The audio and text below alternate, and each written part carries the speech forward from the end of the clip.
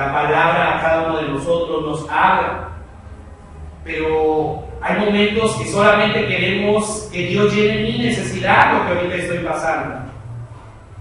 Hay momentos que vemos que quiero que Dios obre en lo que yo le estoy pidiendo. Pero la realidad, hermanos, es que si Dios vive en ti y vive en mí, es que estoy haciendo entonces yo por el otro.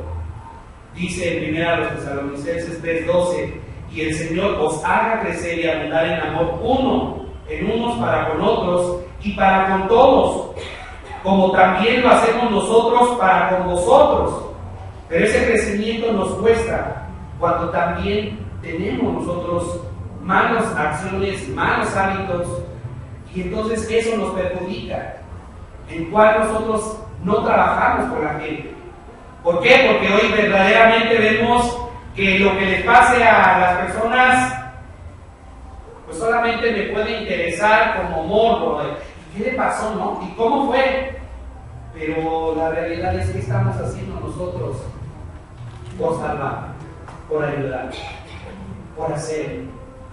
Escuchamos nuestro vecino, escuchamos nuestro familiar que está viviendo y está pasando algo fuerte, pero es ahí donde debemos de meditar en el amor, y es ahí donde yo puedo decirles, hermanos, el Señor a cada uno de nosotros también nos habla. Pero yo durante la semana, al terminar de escuchar eso, yo decía, Señor, yo sí lo quiero hacer. Pero llega el momento donde lo quieres hacer y entonces te encuentras solo, porque dices, no hay una persona que piense como yo. El ejemplo yo lo veía en la mañana, había repasado el sermón de la mañana, y algo que decía también el Señor, y lo ponía aparte en la escuela dominical, cuando dice que el Señor ya no va a tomar más de la vid, dice hasta que se manifieste el reino de Dios. Y yo me puse a preguntarme más y decir, ¿qué es el reino de Dios? Y el reino de Dios está en ti y en mí cuando nosotros empezamos a trabajar por amor. Y entonces medito yo y digo, Señor, verdaderamente tengo ese amor por aquel que no es mi familia. Yo les decía, iniciando a los del grupo de Celebremos la Recuperación, yo les decía también, igual como el pastor enseñaba al principio y decía, que me enseñaba de este estudio, y decía, ¿sabes qué? A mí no me interesa tu vida. A mí no me interesa tu vida. Me va a interesar cuando a ti te interese tu propia vida. Cuando tú quieras cambiar. Cuando tú quieras hacer algo. Y entonces si lo hablamos a la palabra, entonces Pablo dice y también menciona que debemos de transformar y renovar nuestro conocimiento, de renovar nuestro entendimiento y entender también lo que Jesús hoy nos habla a través de su palabra. Iniciando con este pasaje que hablábamos también de Pedro, algo que dice es: Pedro no actuó mal solamente por su instinto natural y bueno, solamente le decía a Jesús, no te entregues por los demás, porque ¿quién verdaderamente te lo va a agradecer? Y hoy vemos, hermanos y hermanas, si miramos a nuestro testimonio, en nuestro interior, ¿quién verdaderamente agradece a Dios por lo que Él hizo en la cruz? Porque a veces venimos a Dios y recibimos o pedimos un favor, recibimos el favor y se desapareció todo lo que en su momento yo sentía, tenía, pensaba. Y llegan momentos entonces, hermanos, donde tú y yo no estamos haciendo nada por cambiar o ser transformados también. Y encontraba dos palabras importantes aquí en este pasaje, que es reconvenir. Pedro reconvenía con Jesús. Y reconvenir es avisar o reprender suavemente a una persona por una cosa que ha dicho o que ha hecho mal. Jesús solamente le decía a ese hombre: apártate de mí, Satanás. Yo les decía, a veces creemos al Satanás muy malo, muy perverso, pero cuando se habla o se estudia de Satanás, cuando se habla o se estudia del diablo, el diablo solamente se menciona o traducido es adversario. Y entonces es ahí, hermanos y hermanas, donde vemos que el que está cambiando, nosotros le atacamos. el que está siendo transformado, nosotros le atacamos. Escuchaba una ocasión cuando alguien decía de la gente nueva, pues ahorita está muy enamorada, ¿no? Y decía esa persona, quiero servirle al Señor y voy acá y voy allá, y por qué no predicamos y por qué no hablamos. Pero ya decía a una persona de 20, 30 años dentro de la iglesia y decía, está en su primer amor, a rato se le pasará. Lo peor de todo es que reconocemos que a nosotros ya se nos pasó. Porque no hay ese amor, no hay esa unidad. A veces reconvenimos y también reprendemos suavemente, pero como Jesús también decía o manifestaba la forma de Pedro, yo vengo a dar la vida por el hombre, a salvar al hombre. Yo les decía, ¿de qué nos viene a salvar Jesús? De mis pensamientos, de mi actuar, de cómo soy. Y es ahí donde viene la transformación. Encontraba la otra palabra que es compasión, sentimiento de tristeza que produce al ver padecer a alguien, o que impulsa a aliviar, remediar o evitar su dolor o sufrimiento. Pero hoy podemos decir, ¿el Señor sigue sufriendo por nosotros? Jesús sigue sufriendo por nosotros. Y creo que dice también, ¿no?, cuando se paraba a las afueras de Jerusalén, ¿y qué decía, o qué le decía a Jerusalén con palabras de que, oh, gran Jerusalén, oh Jerusalén, que yo te quise cubrir como la gallina cubre a sus polluelos con sus plumas? Ahorita podemos nosotros decir cómo ahorita la necesidad nos hace a veces quebrantarnos. Nos mostraban imágenes del medio ambiente, cómo está todo destruido. Y había hombres pensando y diciendo, es que son imágenes que nada más están queriendo mover el corazón. Pero la realidad es que nos presentaban varios mundos. Y decían, hay un mundo en el cual el hombre confía en Dios.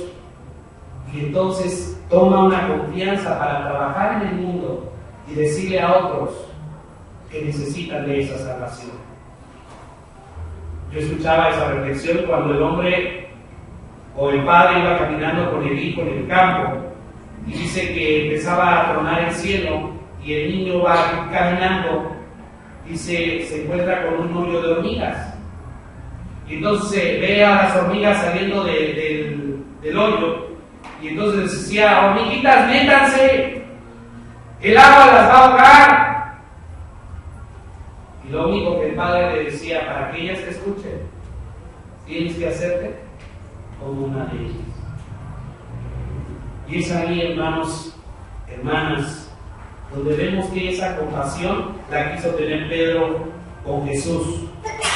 Pero vemos también cómo Dios o Jesús también quiere que el hombre no tropiece, que nosotros vivamos en no tropezar, pero que también no seamos tropezadero de otros. Dice también la Escritura, ¿qué pues diremos? Que los gentiles que no iban tras la justicia han alcanzado la justicia, es decir, a la justicia que es por fe. Podemos decir, dice la Escritura, que a lo suyo vino y los suyos no le recibieron. Ahora tú y yo ya somos de Él. Ahora le hemos recibido. Pero ahora, ¿qué estamos haciendo nosotros? ¿Qué estamos haciendo nosotros? Solamente decimos con la palabra, te lo dije, y hasta ahí, ¿verdad? No acompañamos, no enseñamos a la gente, no estamos con ellos. Y como dice Pablo también, como él siendo el primero, puedo yo decir también, a lo mejor yo puedo ser también el primero. Pero voy a meditar y decir, ¿qué voy a hacer con esto? ¿Qué voy a hacer con esto? ¿Cómo voy a trabajar en el reino de Dios? ¿Cómo voy a hacer que el reino de Dios se extienda? Decía en la historia que también se lee, pues, lo mismo que estamos viviendo nosotros es lo mismo que en esa generación se estaba viviendo. ¿Sabe qué fue lo que transformó a Inglaterra? El Evangelio. Dice, ¿por qué? Porque había donde fue rey, dice, me expulsaron de la iglesia, perfecto. Entonces ahora mi mundo es mi parroquia. Es aquellos que yo les voy a predicar a los más débiles, a los presos, a los cautivos. Y no nada más se refería a los que estaban en la cárcel, sino a los que estaban presos interiormente. Es ahí donde uno dice, Señor, ¿qué tiempo he estado yo perdido? Solamente a lo mejor por preocupándome, ¿no? Yo decía, parte del aseo, digo, ¿quién se preocupa? Y yo decía, Dios, pues es que creo que nos estamos preocupando más. Yo, pastor, me preocupo más por lo material, para que llegue, esté limpio. Y digo, Señor, pues creo que me estás hablando allá afuera. Pero llega un momento donde a lo mejor como uno dice, no, paso la vuelta a la hoja y como si no pasó nada.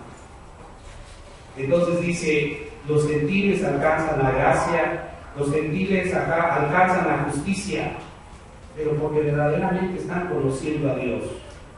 Dice, mas Israel, que iba tras una ley de justicia, no la alcanzó. ¿Por qué? Porque iba tras de ella no por fe, sino por obras de la ley, pues tropezaron en la piedra. Y esa piedra, dice, era Jesús, porque venía, confrontaba, hablaba el corazón fuerte. Y decía también, ¿no?, a los fariseos hipócritas, están muy bonitos por fuera, pero por dentro. Y es ahí, hermanos, donde entonces el hombre empieza a mirar hacia adentro y si empezamos a reflexionar es, ¿qué estoy haciendo? ¿Cómo estoy viviendo para no ser tropiezo? Puedo decir hoy lo que ya hice en el pasado, que no en el pasado, pero hoy tengo que ser mejor, porque Cristo me enseña cada día, cada momento a ser mejor, a tomar decisiones en Él. Y luego dice también en el punto 2, vivir mirando en las cosas de Dios. Romanos 11:22 dice, mira pues la bondad y la severidad de Dios. La severidad ciertamente para los que cayeron, pero la bondad para contigo, si permaneces en la bondad, pues de otra manera tú también serás cortado. Todo inicia, dice, en un círculo, en casa. ¿Cómo nos tratamos? ¿Cómo somos? ¿Cómo nos condenamos? ¿Cómo nos gritamos? ¿Cómo actúo con mi hijo, con mi hija, con mi esposo, mi esposa? ¿Qué estoy haciendo yo ahí? ¿Cómo estoy viviendo entonces mirando las cosas de Dios? Algo que entonces dice, bueno, si tú juzgas con severidad, así vas a ser juzgado severamente. Si tú actúas con bondad, esa bondad va a ser para contigo. Yo puedo decir ahora que quise trabajar o partir de una experiencia de decir, voy a trabajar con el fruto del Espíritu, gozo, bondad, paz, dignidad, templanza, mansedumbre, voy a trabajar con eso. Pero hay momentos que uno dice, se quiere comer el mundo, se quiere comer esas palabras. Pero dice el Señor, no, empieza por algo muy pequeño para que tú puedas ver cómo puede haber un cambio. Y entonces empecé con la templanza, ¿no? Dice que hay que ser templanza. Hay que ser mansos, y a veces dice uno, Señor, pero por más que quiero me cuesta. Pero llega un momento donde dice, si conociste a Dios, porque Dios es amor, ¿qué es lo primero que debes de hacer?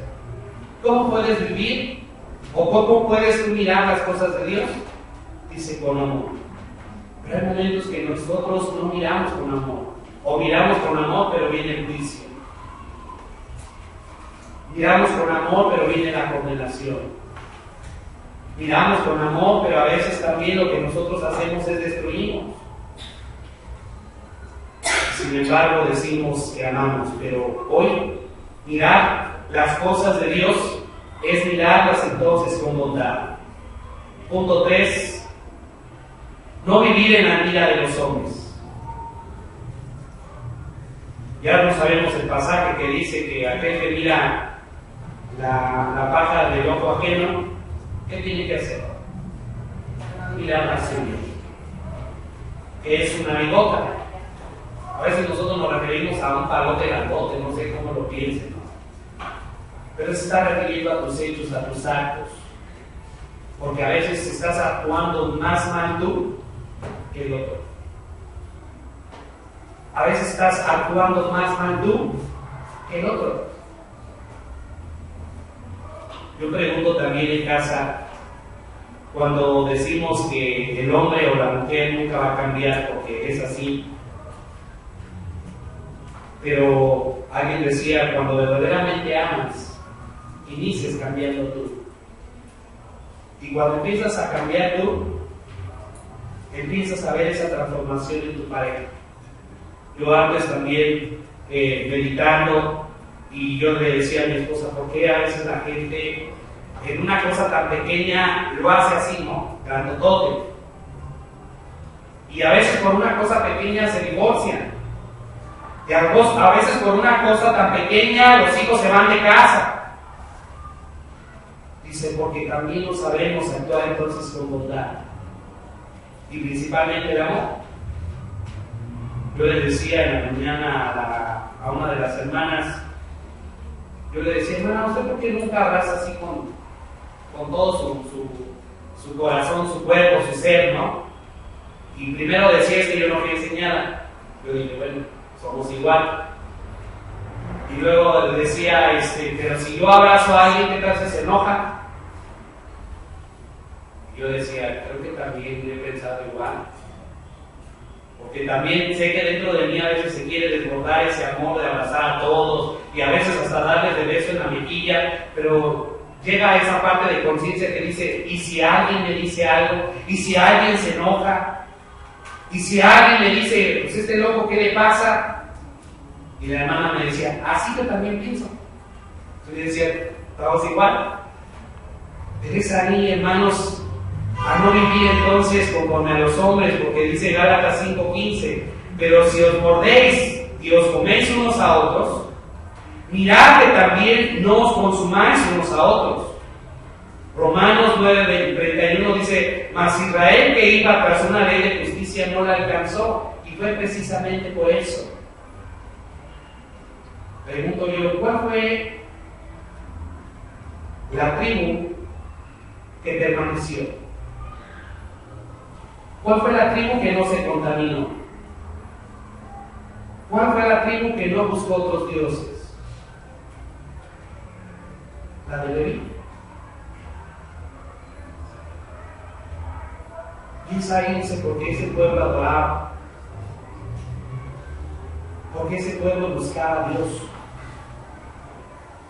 Y es ahí entonces donde también nos dice, bueno, no busquemos una ley de justicia, sino lo busquemos por fe, porque entonces esa ley se va a cumplir, así como alguien decía, de esos 10 mandamientos del Antiguo Testamento, ahora Jesús los viene a resumir en 2. Ama al Señor tu Dios con todo tu corazón y a tu prójimo como a ti mismo, y entonces cumplirás toda la ley. Y está hablando del amor. Entonces yo puedo decir, Señor, qué difícil es amar y amar al mundo. Nos reclamaban y nos decían más, y la iglesia metodista sabe que contamina con el unicel. Y había campañas y se decía no hay que hacerlo. Y si por eso en nuestras iglesias habían platos, vasos que no se desechaban. Dice, pero ahora seguimos con la comodidad de que si hacemos una comida, se preguntan, ¿quién nos va a lavar? Porque son un montón. ¿Quién va a servir? ¿Quién va a hacer? Dice, no, pues mejor, ¿sabes qué? Optamos por traer otra vez un unicel. Y entonces decía, ahí es falta de conciencia. El hombre puede ser consciente, pero también tiene conciencia y le hace falta. Hoy, hermanos, entonces imaginémonos cómo vivir también como iglesia en esta tierra. Termino con el punto 4 que dice, vivir en el crecimiento, negándonos a nosotros mismos. Jesús hablaba con Pedro. Ahí es donde también Jesús trataba con el hombre. Donde dice también, Dios nos hace crecer y por eso nos tiene aquí. Cada uno de nosotros tenemos caracteres diferentes. Cada uno de nosotros actuamos diferente. Pero a veces lo que tú haces me engancho yo y me hace molestar y me hace enojar. Pero hoy Jesús también viene a decir, ahora Lo que tú estás haciendo es, ¿sabes qué? Hazte para allá, Pedro. Hazte para allá, adversario. Porque lo que tú quieres hacer en mí no lo va a provocar. Yo sé qué es lo que quiero hacer. Yo tomo una decisión.